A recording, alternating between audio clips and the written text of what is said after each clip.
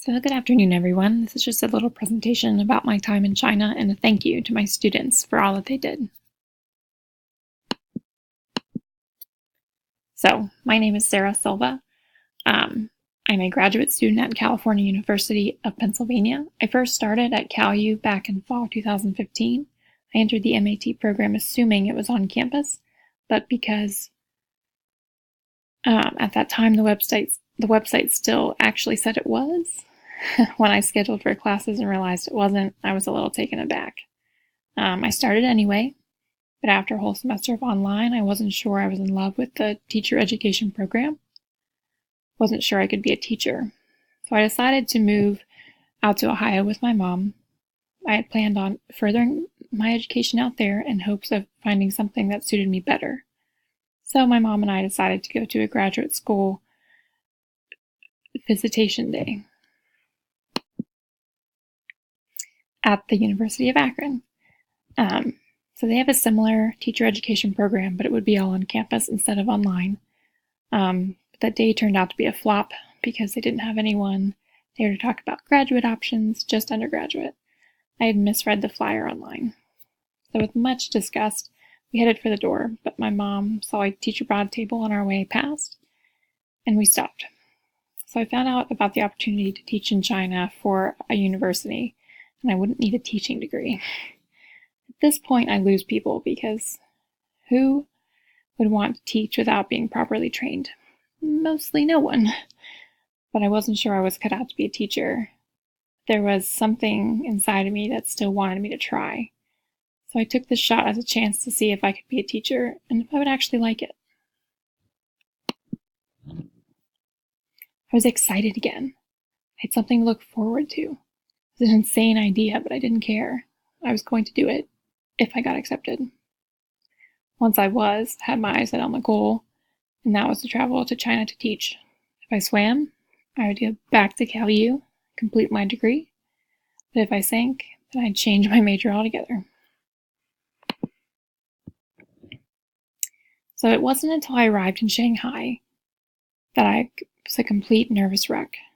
I was finally the minority for the first time in my life, and it felt so weird. I knew no Chinese, and I was alone. To be honest, it was the hardest day. After I arrived in my tiny apartment on the second day, I knew from there that this would take a lot of growth. I needed to be strong and stick it out, so I told myself I had to try for at least 30 days. That month stretched me so much. I starved a little.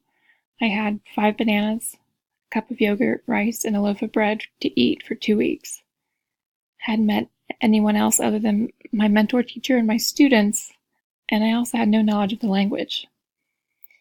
And then all the adults at the foreign language department kept telling me to ask you, my students, for help. And this was really different for me. I didn't think they were serious. So I woke up with headaches, went to class hungry, and I came home and cried most nights. I wanted to go home. This wasn't what I thought it would be. I wanted to be comfortable again. Finally, I figured out that it was you who was supposed to help me.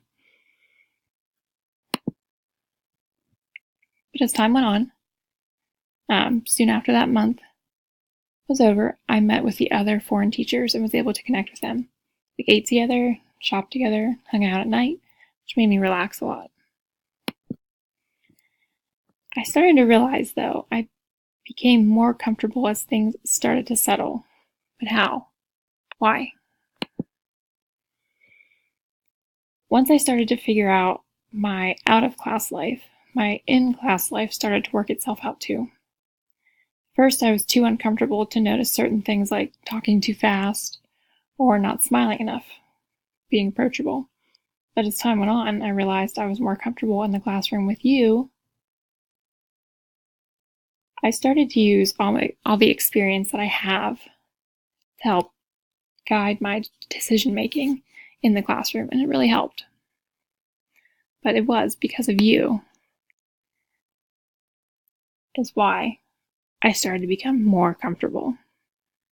It really says a lot about your personality and how you treat people. Each class was different.